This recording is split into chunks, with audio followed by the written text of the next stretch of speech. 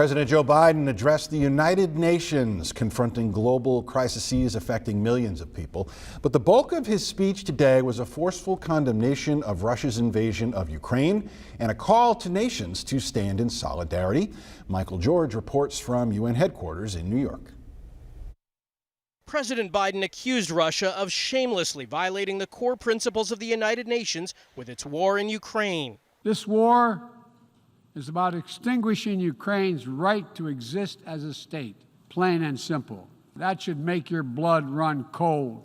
Speaking before the United Nations General Assembly, the president said Russia is trying to erase a sovereign state from the map, and he called on world leaders to hold the Kremlin accountable. Nations can pursue their imperial ambitions without consequences.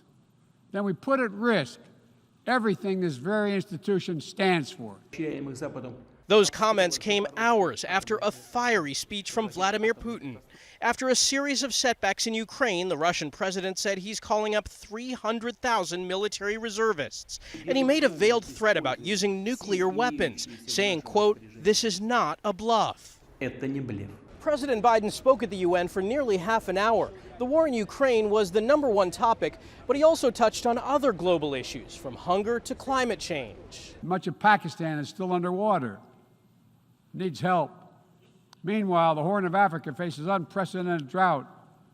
Families are facing impossible choices, choosing which child to feed.